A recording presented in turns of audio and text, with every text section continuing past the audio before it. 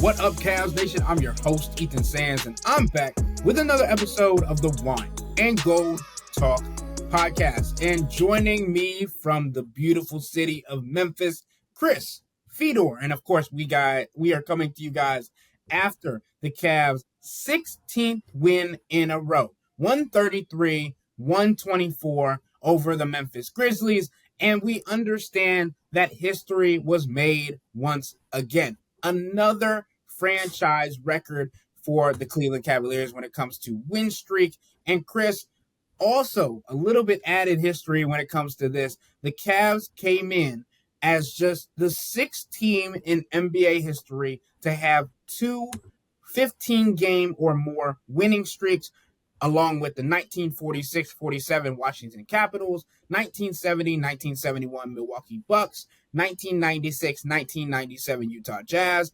1999-2000 Los Angeles Lakers, and the 2006-2007 Phoenix Suns. The one little wrinkle to this is that there's only two teams from this list, now three, that were able to do this and break a franchise record more than once of this six teams. That ended up being the 1970-1971 Bucks and the 2006-2007 Phoenix Suns. And then you also throw in the Cleveland Cavaliers this season. It's been a historic year, Chris. We understand it. What were the vibes like in the locker room after tonight's game? What did you hear? And, I have to ask this. Did anybody care? No. Just ho-hum. Ho-hum. Another thing that they accomplished along the way to what they hope is an extended spring carries into the summer. Just another step in terms of what they have to do in order to be the team that they want to be. Tonight it was about playing with a level of focus and physicality and intensity from the very beginning, going on the road, playing against Memphis. Memphis had won 4 games in a row. The Cavs had multiple days off where they spent that time in Nashville together as a team. So it's kind of like to a point where every game is like a game within the game. It's a challenge to themselves of trying to accomplish a certain kind of thing. And all of the things that Kenny Atkinson stressed at shoot-around earlier this morning, the Cavs went out and they did them from the outset, despite the fact that Donovan Mitchell was back in Cleveland watching and rehabbing a groin injury. So it just tells you, again, it's just a reminder, again, of how complete this team is, how connected this team is, how much fun they have both on and off the floor, but also how when it's time, they're able to focus and they're able to take a business-like approach that, is required of a championship level team. Chris, let's start there. Donovan Mitchell is back in Cleveland. Obviously, we didn't see him in any of the videos of the Cavs playing football at Vanderbilt or in the practice videos from this past week. So we had a feeling that he wasn't there and wasn't going to play in the game against Memphis on Friday. But what are you hearing about the groin injury? How significant is it? Is the Cavs, as we have known all season, just being cautious? What's the situation with Donovan? Everything that I understand is that it's a minor issue that Donovan is dealing with, and they're going to continue to be cautious with it because they have no reason not to be. If you remember last year, Ethan, there was a stretch where Donovan was dealing with an achy knee, and he felt like he needed to get back out there because the team wasn't playing well, because they were chasing wins, because they were playing for playoff positioning, and they just weren't this kind of team that could withstand his loss. And he will admit now that he came back from that injury sooner than he should have. But he felt like he had to.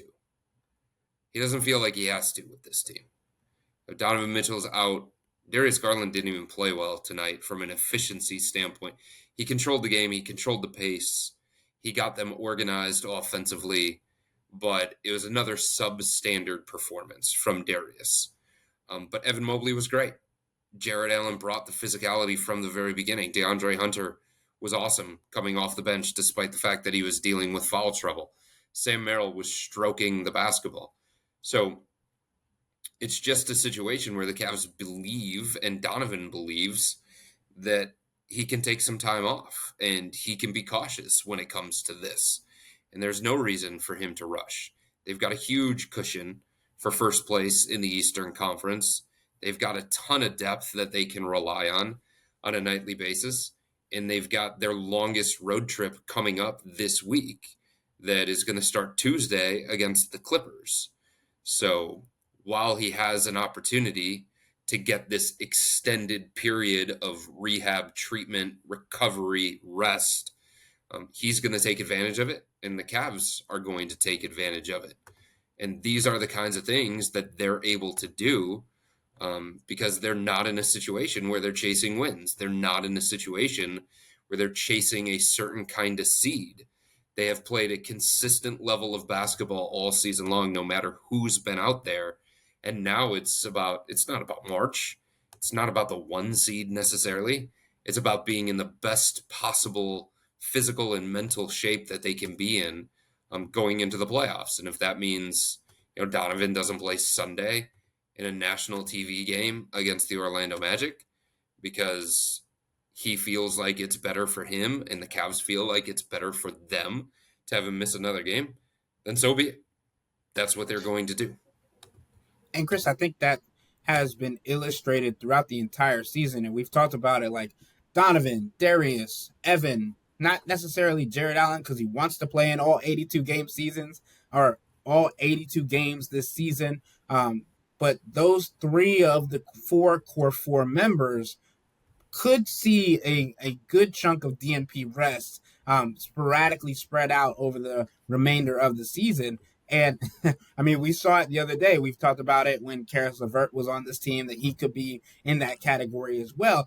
I'm not necessarily sure that I would have put Ty Jerome in that category, but he got a DNP rest from the other nights, and it shows that even if you're not a big name player on this team, even though I think you could argue that Ty Jerome has been one of the most crucial pieces to this team, that even if you have any inkling of needing a day off, this Cavs team is in the right positioning to give you that, and they're avoiding any repercussions from the NBA, as we've seen from other teams getting fined by just being upfront with it. There's no injury here. They're just resting, and we only have one guy out because of that. So I think that's a big portion of it. But I do think when it comes to this game against the Grizzlies, and obviously, Chris, we don't have to talk a whole lot about this game because it is a nothing game outside of the fact that Jaren Jackson Jr. returned. John Morant had 40 points, and this is the second seeded team in the Western Conference, and yet the Cavs still, how do I put this? Let's just say the acronym BTA, belt to fill in the blank, when it comes to the regular starter units and the rotations, because this Cavs team, and we talked about it with the Boston Celtics in Loom, 53s, Chris, 19 made threes, 4 different guys made 3 or more threes tonight for the Cavs, including their 7-footer, Evan Mobley. And he had a 3-pointer taken away from him, I might add. So I think it's important to note just how offensively savvy this team has been. But I don't think that was the biggest portion of tonight's game, Chris. Obviously, we know that Evan Mobley's offensive growth has been huge. But the Cavs' defense in their zone frustrated the Memphis Grizzlies mightily. And although it might not have worked against Ja Morant and stopping him from getting into the painted area, it frazzled almost everybody else. What did you see when it came to that zone? It's just about giving teams different looks, and it's just about the Cavs gaining an understanding and gaining a confidence of going to these different looks throughout the course of games. Whenever Kenny calls them out, or Jordan Ott calls them out, or Johnny Bryant, or Mike Garrity, whoever it is that's calling them out the loudest from the sidelines, it's just they're all on the same page, right? They all believe in the scheme. They all understand what they're supposed to do within the scheme. They understand what the points of emphasis are within that scheme. It's just you have to play so many different styles when you get into the playoffs, both offensively and defensively. You have to be able to mix and match. You have to be able to vary the looks. And some series are going to call for the Cavs going to more zone. And they understand that. And this is preparation for that. So much of what they're going to do here in March is about how do we best prepare ourselves for the playoffs? End of game situations. What do we go to when? What lineups do we go to when? What combinations do we go to and when? There was a point in the fourth quarter tonight, Ethan, where DeAndre Hunter picked up his fifth foul. And one of the Cavs assistants, who is partially responsible for the rotations, the minute allocations, and all that kind of stuff, he has the piece of paper right in front of him. He walked towards center court and he walked to Kenny and he said, DG or Max? And Kenny just paused. He looked out there on the floor. He looked at who Memphis had out there. He looked at the scoreboard. He looked at who was out there with the Cavs. And he said, give me Javante. So, that just shows the kind of tactician that Kenny Atkinson is, that he is in control every second of every single game. And when something is working like the zone, he's going to continue to go to it. They ran 3 different variations of their zone tonight. They went 2-3, they went 3-2 with Dean out front, and then they went box and 1 with Sam Merrill just running around the whole time with Luke Kennard because they just didn't want to let Luke Kennard get free. But those are the kinds of things that Kenny is willing to do throughout the course of the regular season so that the Cavs can have it in their back pocket when the playoffs roll around. Maybe there's a specific matchup where he wants to go box and 1. I don't know which team that would be against. Maybe it would be against Milwaukee, against Dame, or something like that. But it's just building confidence and building a trust in every style that they're probably going to have to play in the playoffs. And yes, part of it tonight against Memphis was Ja likes to take the ball off the dribble. They like to run pick and roll stuff. He likes to get downhill.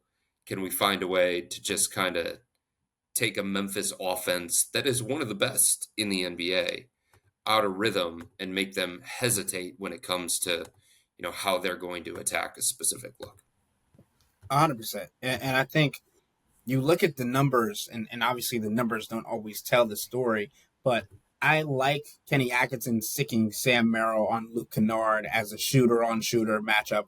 And obviously we also understand that Sam Merrill has upped his defensive presence and defensive respect when it comes to Kenny Atkinson and this coaching staff and what they expect from Sam. And I think when you talk about a complete ball game from Sam Merrill, I think this is one of his best. It might not stick out in the plus minus department. He was a plus 13, but he stroked, as Chris was saying, 4 triples. He had the most threes of tonight's game. He was 4 of 5, and he held Luke Kennard, the other team's sharpshooter, to 0 of 5 from the field, 0 of 4 from deep. Not necessarily saying those were all with Sam Merrill in the box and 1, but those were also contests of having the box and 1, the defense that the Cavs were doing. And I had one of the media personalities and media personnel that covers the Memphis Grizzlies reach out to me mid-game and go, this zone is killing them. and I was just like, he was like, how often do they do this? Is this something that the Cavs could use against the Grizzlies if they see each other in the playoffs? And I was like, 100%, especially if the Grizzlies aren't going to shoot the 3-pointer the way that they are capable of, or if Luke Kennard is held to the same caliber that he was tonight. You should have just responded saying you don't have to worry about it. Memphis isn't getting to the finals. I like to be a little respectful. No chance. Their big man can't rebound. They can't consistently execute in the half court. So you can respond now, say, oh, by the way, you don't have to worry about this matchup in the NBA Finals because Memphis isn't getting there. I think that's fair. I agree. No chance. I agree. Not against Oklahoma City, not against the Lakers with Luka and LeBron, probably not against Denver. No. But that's not taking anything away from Memphis. They are legitimately one of the better teams in the Western Conference. And for the Cavs to have this kind of performance on the road against that team that had won 4 games in a row, that was playing with Jaren Jackson for the first time in nearly 2 weeks, and with Donovan Mitchell back home, and with Darius Garland having a substandard performance, it's another reminder of how damn difficult it is to beat the Cavs. The margin for error is so minuscule when playing against this team. I mean, think about it, Ethan. Memphis opens up the fourth quarter on a 9-2 run. They put energy back in the arena. They force the Cavs to call timeout. They cut the Cavs lead to 13 or 14 at that point in time. And then on the first Cavs possession, they miss the shot, get an offensive rebound, miss that shot, get an offensive rebound, and then make the 3 that fuels an 8-2 run of their own. You can't allow those things. You can't allow the Cavs to have 3 looks on one possession. In one of the most meaningful moments of the game, Memphis wasn't able to do the littlest thing, which was finish the defensive possession with a rebound. And if they do finish that possession, who knows? Who knows how the rest of the game plays out? But that one mistake within that one possession changed the game from fans are into it, Memphis making a run, maybe cut it to single digits in a few possessions to, okay, Cavs back up 20. It happens that fast with this team. And there are very few teams that, can bring it to a consistent level for 48 minutes against these guys. And it's so damn difficult to beat them. The Cavs led for all but 49 seconds of this game. Let me make that extremely clear. So this Cavs team has shown that it can come back from being in deficits. It can keep a lead, all these different things. The only time the game really got close was in the end of the fourth quarter when the entire bench was in. And Kenny Atkinson said it after the game, if he had the nitpick, they don't want to have those guys be a minus 11s, right? And I think that's like the smallest aspect we're looking at, because in reality, when the playoffs come around, majority of those guys are not getting minutes, or if they are, it's in a very, very small role.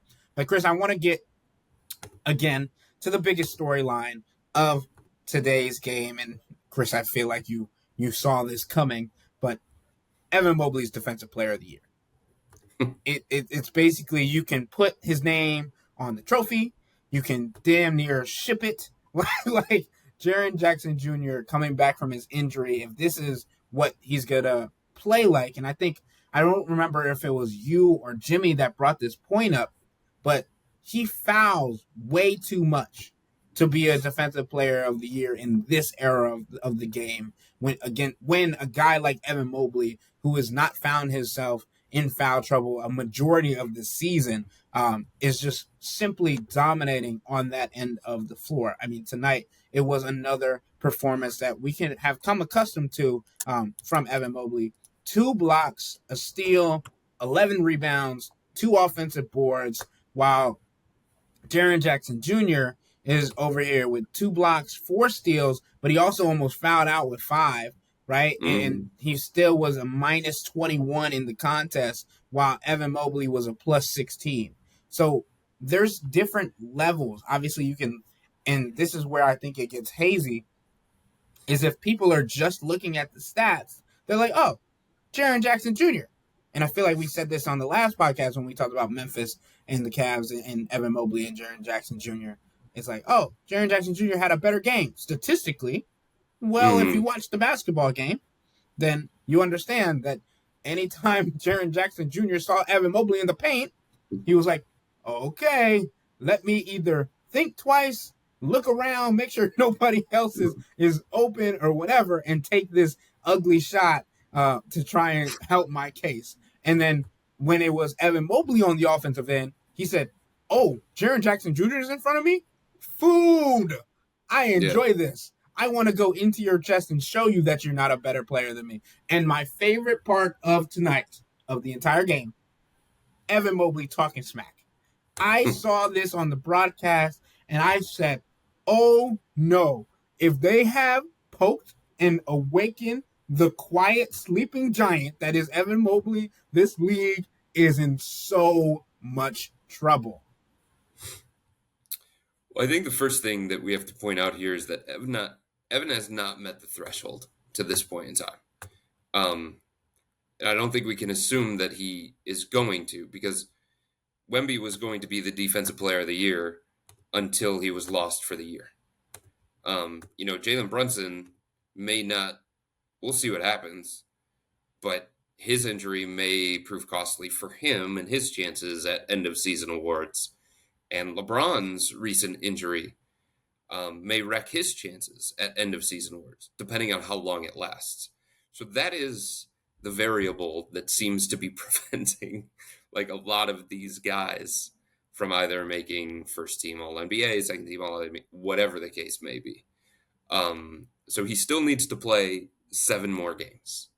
If he does play 7 more games, if he does meet that threshold and he can stay healthy the rest of the way, I don't even think the debate's going to be Evan versus Jaren Jackson Jr. I don't. I think Evan has Dyson? that one. Are you going Dyson? I don't know if it's Dyson Daniels either. I think voters are going to try and find a Thunder player. Oh. And I don't know if they're going to be able to. I don't know which one they're going to determine is the most meaningful, but they are so far and away better than everybody else on the defensive end of the floor. The gap between OKC defensively and every other team in the NBA is so significant that as a voter, you're almost looking at it saying, I gotta reward somebody. Like, this is the best defense that I've seen in maybe a decade. Like, how do I not give it to Lou Dort, who shuts down everybody when he takes that matchup? Or at least stifles guys?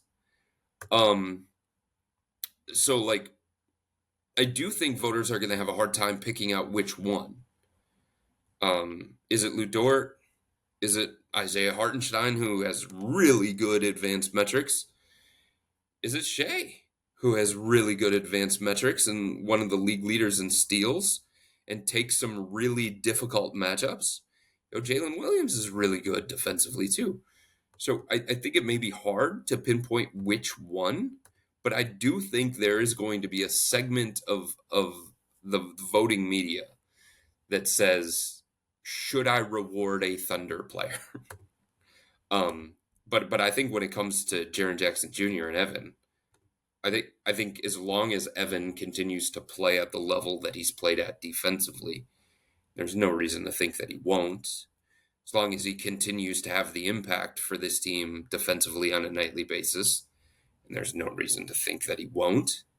And as long as he meets the 65-game threshold and stays healthy, I mean, I don't think there's a strong enough case to be made for Jaren Jackson Jr. over Evan. It would be one thing. I mean, it would be one thing if Memphis had a better defense than the Cavs. But like by the end of this season, I think the Cavs are probably going to be higher than Memphis in the defensive rankings. And I think the impact metrics that a lot of voters seem to value more as they get smarter and as they talk to more people around the NBA and as they understand that a lot of NBA teams are using these impact metrics. Very few of them by the end of the season, I think, are going to be favorable for Jaren Jackson Jr. to even make the case over somebody like Evan Mobley.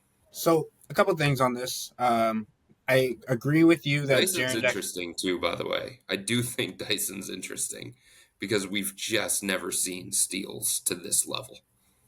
Yeah, he's playing to a completely different level when it comes to the steal factor. I do want to point out a couple of things. One, I think you said 7. Evan Mobley needs just 6 games because tonight was 59. Yeah, that's right. 6 games to meet the 65 game. And also in that same breath, Isaiah Hartenstein's not going to make the 65 game threshold because he's played in 45. No, I know And he's not eligible, but I'm just saying, like, okay, generally speaking, when you're having a hypothetical conversation with right. yourself about the most impactful OKC guy, like, who do you think of first, sort of thing? Okay, I just wanted to make that clear for anybody that was like, "Ooh, No, Isaiah Hardenstein might sound kind of interesting." no, no, no, no. My other thing with that is I don't think voters would give Shea MVP and Defensive Player of the Year in the same year. I don't. I would He's have to go ahead. he's I don't number know. one in he's number one in defensive win shares. He's top five in defensive box plus minus. He is top five in defensive rating. He is 97th percentile in defensive estimated plus minus, and he's one of the league leaders in steals and deflections. Like, I don't think it's crazy for people to look at Shea that kind of way. You might be right about, are we going to give him MVP and Defensive Player of the Year? Let's just give him MVP, sort of thing. Um, but like his case for Defensive Player of the Year is pretty damn strong. And for him to like put up these kinds of defensive metrics that he has, while carrying the responsibility that he has on the offensive end of the floor, is almost unprecedented. If I'm not mistaken, there are only 3 players in NBA history who have won the Defensive Player of the Year and Most Valuable Player of the Year awards in the same season: Michael Jordan, Hakeem Yeah. Olajuwon, and Giannis Antetokounmpo. If I'm not mistaken, that Giannis did it in 2019-2020. So is like that's a I historic know. list. That's a crazy list. And I'm I mean, not the saying other thing you that have the Shea might stats to run back it up. into, You yeah, have this. You have the stats to back it up. I am not saying that he is far and away out of this conversation. I'm saying that we've talked about this. Voters, again, taking votes from other people. Like if you put hmm Lugenzi Dort and Shea in this conversation, are they taking votes from each other? Right? yeah. Evan Mobley is far and away the best defensive player of the year candidate on the Cleveland Cavaliers. Right? Then you got Dyson Daniels in this conversation. I mean, Jared Um, Allen has a case. all right. We're not talking about stats, Chris. right now. Right His now. defensive impact metrics are very similar to Evan Mobley. They are. I mean, he's I higher in defensive win shares. He's very close in defensive box plus minus. I'm not saying that I think Jared is more important to the success of the Cavs defense. But I do think in the past, voters have tried to answer the whole who's more important question. And if they start to ask themselves that question again and they dig into the numbers, like Jared's very, very close to Evan. So I don't think we can just completely dismiss him when he's higher in defensive rating, when he's higher in defensive win shares, when, like I said, he's very, very close in defensive box plus minus. I think his D LeBron is very, very close with Evan as well. I would vote for Evan at this point in time. There's still a month remaining in the regular season, but like this idea that he is clear cut the best defender for the Cavs or the standout one that voters wouldn't even look at somebody else on the Cavs, I don't know that that's accurate. okay. So let's do this. As of right now, the odds for Defensive Player of the Year has Evan Mobley, Jaren Jackson Jr., Draymond Green, Dyson Daniels, Lugens Dort, Shea Gilgis Alexander, and those are basically like the top ones, right? That's Yep. the Shea is at like plus 5,000. Evan Mobley's at minus 275. When it There's comes something to else that Shea is going to run into. He's just not viewed as an elite defender. He doesn't have that reputation. He has the numbers, Oklahoma City has the numbers with him on the floor too, but he's not viewed that kind of way. Evan Mobley, you think about him as an elite defender. He's already been in the conversation for Defensive Player of the Year in the past, top 3 in Defensive Player of the Year in the past. He's been on an all-defensive team. Lou Dort, that's what he does. That's how he's made his mark in the NBA. Dyson Daniels, that's how he's made his mark in Atlanta. That's how he's got his nickname of the Great Barrier Thief. So when you have that reputation defensively, that pulls voters your way too. I'll say that. All right, Chris. Well, I think the Defensive Player of the Year conversation, although I have a feeling that a voter, even though I'm not one, voters are leaning a particular way. Obviously, you have better insight when it comes to those and when it comes to the defensive analytics that everybody is going to look into. But can I just make it clear for all of the people that may be aggregating this or listening to this and maybe not listening close enough? I have an Excel spreadsheet that runs through every single award that I vote on, and I keep a running tally, and it allows me to kind of stay organized with these kinds of things, so I can look into the players that I need to look at, and I can compare the stats that I think are meaningful. So I just want to make this clear. If voting was today, I would have Evan Mobley as Defensive Player of the Year. I believe that he has earned it. I believe that he is the best choice for Defensive Player of the Year. But I'm trying to take you into a mind of a voter. And I'm trying to lay out everything that everybody is going to look at. And if you're not looking at it that kind of way, right? If you just make a decision saying, oh, Evan Mobley, don't even have to look at any, then you're doing a disservice as a voter. You're just not doing it the right way. You have to dig into everything, and then you have to look at the eye test and all those kinds of things too. So again, today, Evan Mobley would be my Defensive Player of the Year. I think he's the best choice for that award.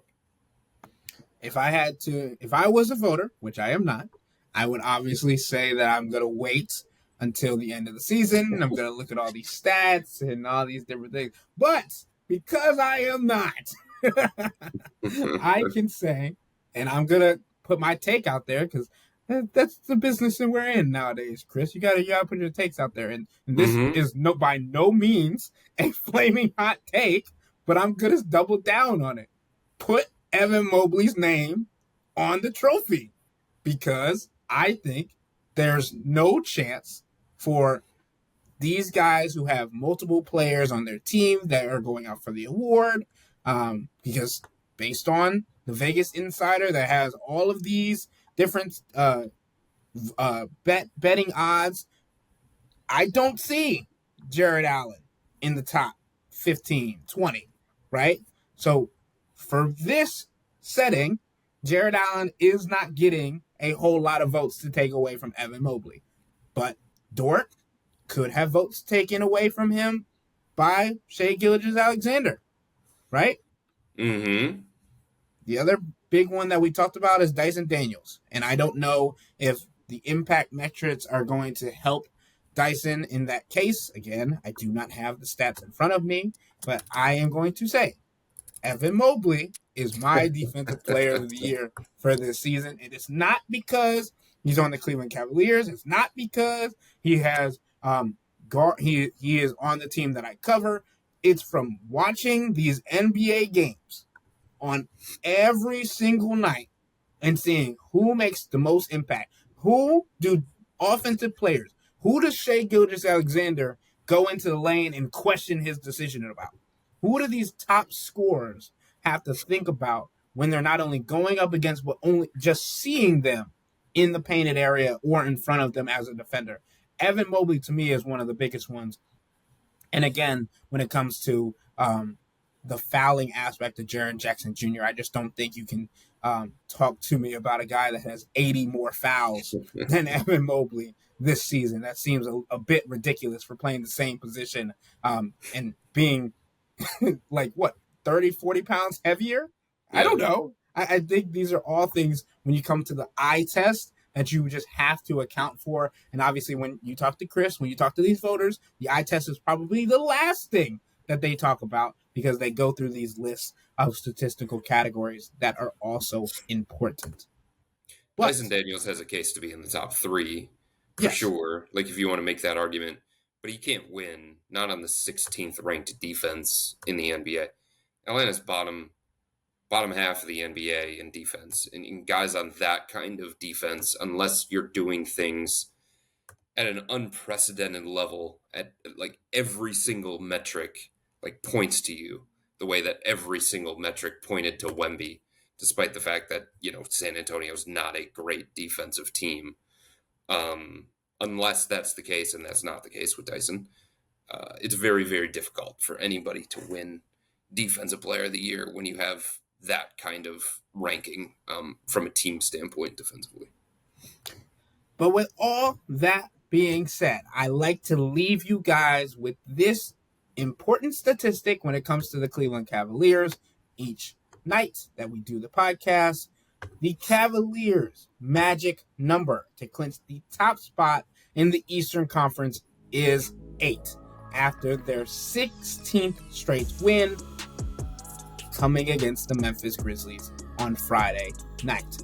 With that being said, that'll wrap up today's episode of the Wine and Gold Talk podcast. But remember to become a Cavs insider and interact with Chris, me, and Jimmy by subscribing to Subtext. This is where you can send in all your questions for a Hey Chris episode. This is where you can argue with me and Chris about the Defensive Player of the Year. If you have metrics that you want to throw Chris's way, I bet you he's seen them already, but feel free.